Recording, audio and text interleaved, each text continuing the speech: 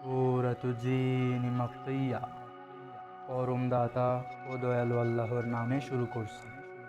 বলো, ওহির মাধ্যমে আমি জেনেছি যে জিনদের একটি দল কোরআন পাঠ শুনে বলেছে, আমরা তো এক বিস্ময়কর কোরআন শুনেছি যা সঠিক পথ নির্দেশ করে।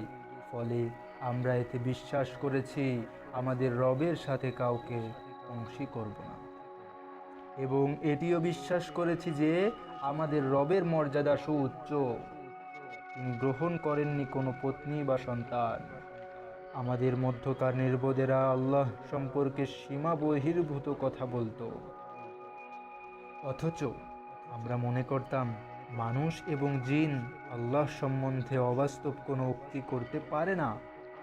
আরও জেনেছি যে কোনো কোনো মানুষ কিছু কিছু জিনের শরণ নিত, ফলে ওরা জিনদের অহমিকা বাড়িয়ে দিত এবং জিনেরা বলেছিল, আমাদের মতো মানুষও ভাবে মৃত্যুর পর আল্লাহ কাউকেও পুনরুত্থিত করবেন না। আমরা আকাশ পর্যবেক্ষণ করতে গিয়ে দেখতে পেলাম কঠোর প্রহরী ও উল্কাপিণ্ড দ্বারা আকাশ পরিপূর্ণ হয়ে আছে।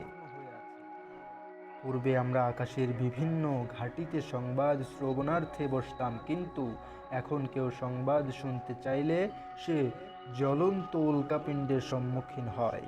নিশ্চয়ই আমরা জানি না জগতের রব জগৎবাসীর অকল্যাণ চান না, রব তাদের কল্যাণ কামনা করেন। এবং আমাদের কতক সৎকর্মপরায়ণ এবং কতক এর বিপরীত। আমরা ছিলাম বিভিন্ন পথের অনুসারী। আমরা বুঝেছি যে পৃথিবীতে আল্লাহকে পরাভূত এবং পলায়ন করে তার ক্ষমতাকে ব্যর্থ করতে পারবো না। আমরা কোরআনের বাণী শুনলাম, তাতে ঈমান আনলাম।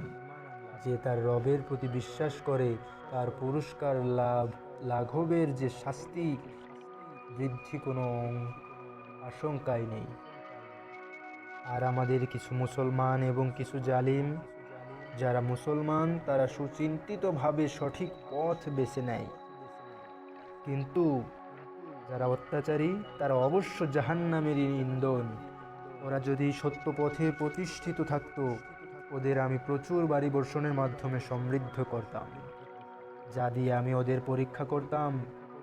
যে ব্যক্তি তার রবের শরণ হতে বিমুখ হয়, তিনি তার দুঃসহ শাস্তির বিধান করবেন। এবং যত সেজদার স্থান আছে সব আল্লাহরই, সুতরাং আল্লাহর সঙ্গে শরিক করো না। যখন আল্লাহর দাস তাকে ডাকবার জন্য দাঁড়ায়, তখন অনেক জিন তা শোনার জন্য তার চারদিকে ভিড় জমায়। বলো, আমি আমার রবকেই ডাকি এবং তার সঙ্গে কাউকে শরিক করি না।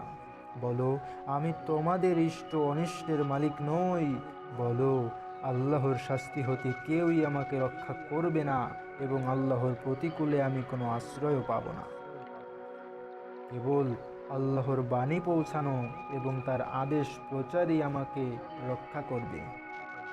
যারা আল্লাহ ও তার রাসূলকে অমান্য করে তাদের জন্য রয়েছে জাহান্নামের অগ্নি। সেখানে তারা স্থায়ী হবে।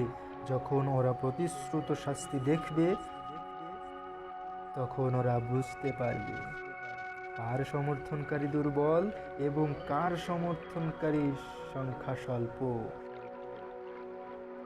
এবং আমি জানি না তোমাদের প্রতিশ্রুতির বিষয় আসন্ন না আমার রবের জন্য কোনো মেয়াদ স্থির করবেন। তিনি অদৃশ্যের পরিজ্ঞাতা। তিনি তার অদৃশ্যের জ্ঞান কারো নিকট প্রকাশ করেন না। তার মনোনীত রাসূলগণ ব্যতীত সেক্ষেত্রে তখন আল্লাহর রাসূল অগ্রে ও পশ্চাতে প্রহরী ফেরেশতা নিযুক্ত করবেন।